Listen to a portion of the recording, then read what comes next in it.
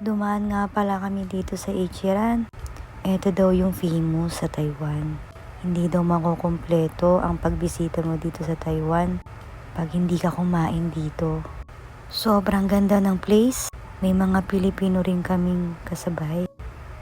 Napakaaliwalas dito. Sobrang ganda ng pagkakagawa. Nag-aantay lang kami. Sa wakas, andito na rin kami. Napaka-unique pala niya.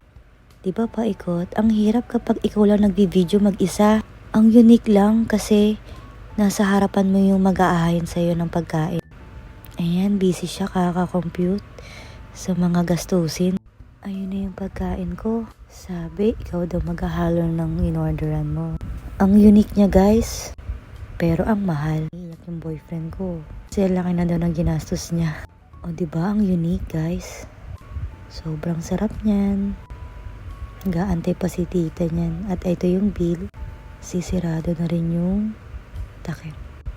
Para meron kang privacy kumain. So ito na rin yung pagkain ko. Medium lang yung spicy ko kasi sobrang anghang, baka hindi ko kayanin. Ang gagalang nila guys. So ayun na, lamunan na. Masarap siya. I-rate ko to ng 9 of 10. Minsan napapatulala ka na lang din talaga sa mga gastusin. Yun lang, paalam.